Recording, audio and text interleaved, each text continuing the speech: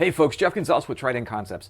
And today I'm doing something a little different. Today I want to talk about some anti-gun legislation.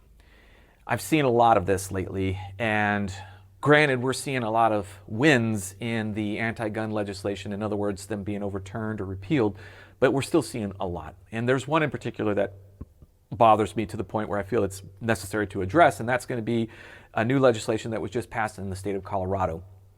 HB 24-1174.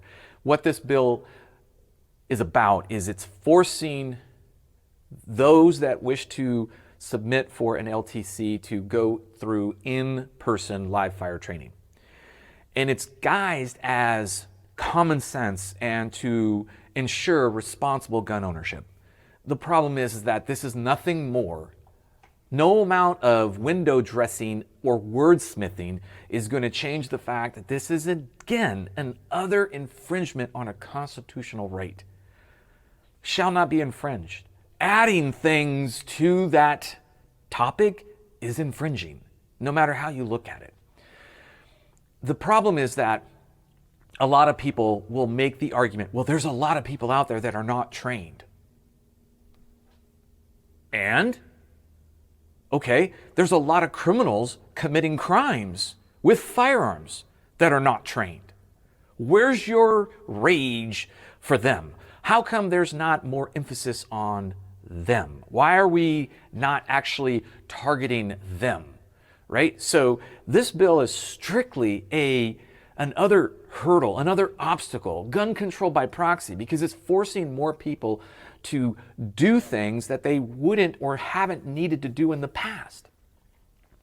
There is not a mass amount of people that have used their LTC or exercised their constitutional right to defend themselves that have created chaos.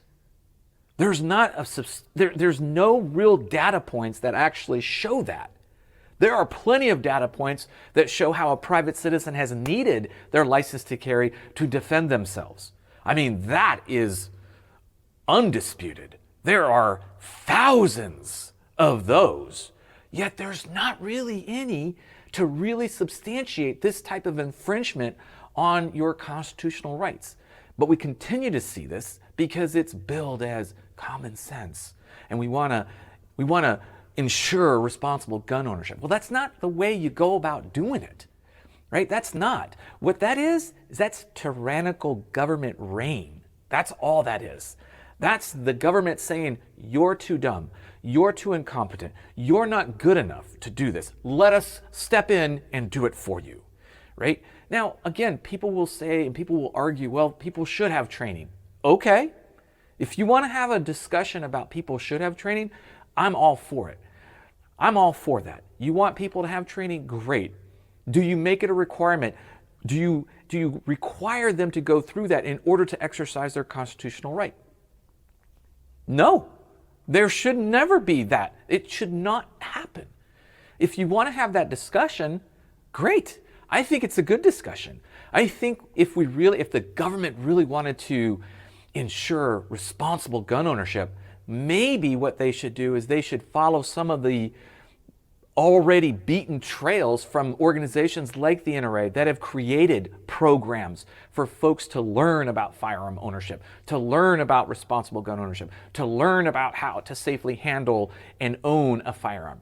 Those types of programs are hugely successful because they don't treat you like an idiot. They provide you the information. They let you, as the individual, to make up your own mind, to make up your own decisions, or to make your own decisions. If you don't like what the NRA has to put out, there are other organizations that do the same thing. Find something that would work. It's not that hard. Instead of spending millions and billions of dollars sending aid overseas, if this really was important to them, then maybe they should create an actual education bureau that would put this information out there, that would create an environment where people could learn very easily. And actually, potentially at that point, they learn, the individual, that maybe they should go out and seek some sort of formalized instruction. Because I promise you, whatever the live fire drill is not going to be a good test. It's not. It's either going to be too hard or too easy. In which case, it's just feel good. That's all this is. It's just feel good. They want to make it look like they're doing something for the betterment of their constituents. Well, they're not. All they're doing is they're preventing their constituents from legally being armed, exercising their constitutional right, and defending against violent criminal actors who run rampant through their own communities. So the moment I see somebody blabbing about, we need to create more gun laws, the first thing that I ask is, what sort of laws have you supported, backed, or actually initiated that targets the violent criminal actors, the criminal enterprise, felons, people that are breaking the law on a regular basis? What have you done? Because if you've done nothing, if you have no record to show that you are actually doing something, then really all you are is anti-gun, right? You're not. Don't pretend that you're anything other than that. All right, folks, so I'm curious to hear what other people have to say or think about this type of legislation. I have a feeling that there's a lot of different viewpoints, and I'm happy to hear and listen to them all. There's no single answer that will solve all these problems, but I will promise you that infringing on those rights is not the direction to go. So post your comments down below. Let me know what you have to say. I appreciate all of them, and we'll catch you on the next one. Until then, I'm Jeff Gonzalez. Stay safe or be dangerous.